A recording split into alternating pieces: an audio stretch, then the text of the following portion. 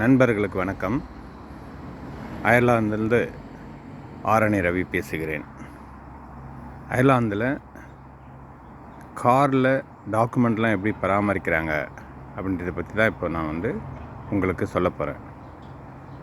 ஒவ்வொரு வாகனத்திலும் ஒரு 3 விதமான டாக்குமெண்ட் முன்னாடி வச்சுட்டு இருக்கிறாங்க. வாகனம் சாலையில் செல்லும்போது காவல்துறையோ அல்லது வாகன ஆய்வாளர்களோ அந்த டாக்குமெண்ட்டை பார்த்துட்டு சரியாக இருந்தால் விட்டுருவாங்க. இல்லைன்னா அதிகப்படியான பெனால்ட்டி போடுவாங்க. அல்லது நீதிமன்றத்தில் கார் எடுத்துன்னு போய் ஒப்படைச்சிடுவாங்க. நாம் அதிகப்படியான பெனால்ட்டி கட்டி அதை எடுத்துகிட்டு வரது ரொம்ப சிரமம். அதனால் இந்த டாக்குமெண்ட்டை கண்டிப்பாக வச்சுட்டு இருப்பாங்க.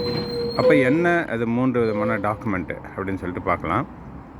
ஒன்று வண்டியோட இன்சூரன்ஸ், இன்னொன்று ரோட் டேக்ஸ், இன்னொன்று நேஷ்னல் கார் டெஸ்டிங் சர்டிஃபிகேட், NCTன்னு சொல்கிறாங்க, நேஷ்னல் கார் டெஸ்டிங் சர்டிஃபிகேட். இது 3 கண்டிப்பாக இதில் வச்சுட்டு இருப்பாங்க. அது என்ன நேஷ்னல் கார் டெஸ்டிங் சர்டிஃபிகேட்டுன்னு சொன்னால், ஒவ்வொரு ஆண்டும் வாகனத்தை புதுப்பிக்கணும். அது எந்த வாகனமாக இருந்தாலும் சரி, காராக இருந்தாலும் சரி, பேருந்தாக இருந்தாலும் சரி, லாரியாக இருந்தாலும் சரி, டிராக்டராக இருந்தாலும் சரி, எந்த வாகனமாக இருந்தாலும் அதை ஒவ்வொரு ஆண்டும் புதுப்பிக்கணும். இந்த 3 சான்றிதழ்கள் இந்த காரில் வச்சுருப்பாங்க. பொதுவாக எல்லா வாகனத்தில் வச்சுருப்பாங்க. இப்போ அதை காரில் வச்சுருப்பாங்க. உங்களுக்கு காட்டுறேன் பாருங்கள். இந்த சான்றிதழ் வச்சுருந்தாங்கன்னா வழியில் டெஸ்ட் பண்ணிவிட்டு காரை விட்டுருவாங்க. இதை இருக்குது பாருங்கள். இதுதான் இந்த 3 இதுவும் இருக்கும். இதில் 3மே இருக்கும்.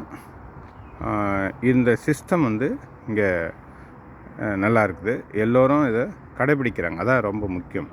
எந்த ஒரு சட்டமாக இருந்தாலும் அதை அரசாங்கம் போடுகிற சட்டத்தை மக்கள் கடைபிடிச்சாங்களே பெருமளவு விபத்துகள் இது போன்றெல்லாம் குறையும். இந்த சிஸ்டம் அயர்லாந்தில் நன்றாக இருக்கிறது. அதுக்கு ஒரு பாராட்டுக்கள். நன்றி.